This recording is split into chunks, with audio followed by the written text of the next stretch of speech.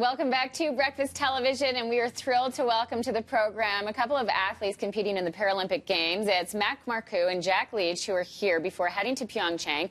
Mac, visually impaired. Jack is his guide. They're medal favorites in the para-alpine events for men with visual impairment. Good morning to both of you. Good morning. Now, Mac, you have made history in that you're the youngest para-alpine athlete to compete and medal 3 times over at the age of 16. Now at 20, an accomplished athlete. Tell us about your goals heading into these games.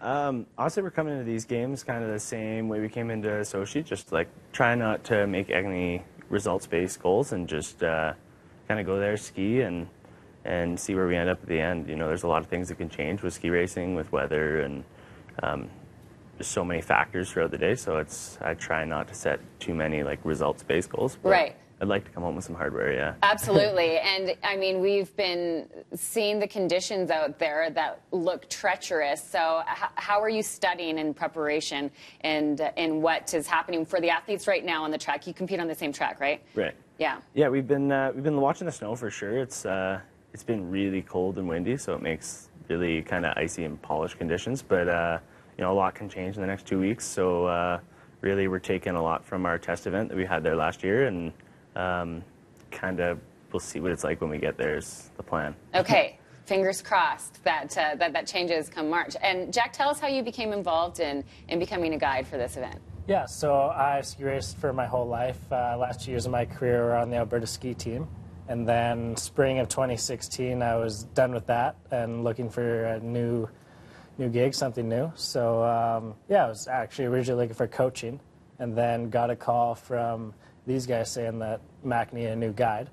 So, you know, it sounded like a pretty cool opportunity, so gave it a shot, went out and met him that summer in Whistler, and we seemed to get along well. And then that fall we went down to Chile, had a pretty good first on-snow camp together, and just went from there. Okay, so what is it that makes a successful relationship when it comes to a skier and a guide? We have some footage here that will show and speak about how important it is to have good communication and to be in line with each other in terms of operating as a team.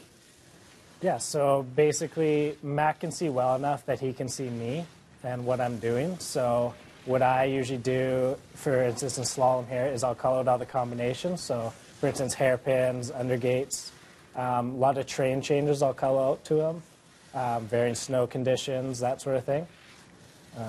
Yeah, and for me, like, it's really kind of going from, I used to ski with my brother for like 6 years before skiing with Jack, and I think the biggest thing was just, you know, see a confident skier. When I first met Jack and we started skiing together in Chile, it was just, you could see he's a strong skier, and when you can see kind of the confidence in somebody else, it's really easy to kind of just, okay, go behind him and hope for the best kind of deal. Yeah. And how do you feel before heading to Pyeongchang? I mean, you have, does the experience help, or are there still an amount of nerves when it comes to heading to these games and the stakes are high?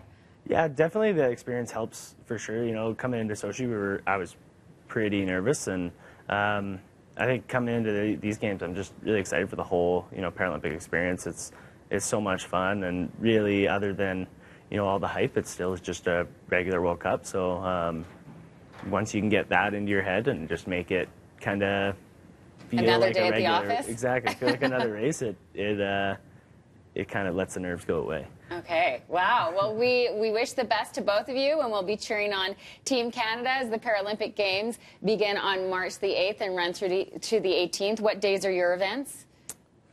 The 10th is the downhill. 11th is the Super G, and then we're kind of staggered after that. I'm not sure the exact dates. Yeah, we'll be like 13th, 14th, and then 5th, 6th, 17th. Wow, okay, so a lot of days to compete, and for us to cheer you both on.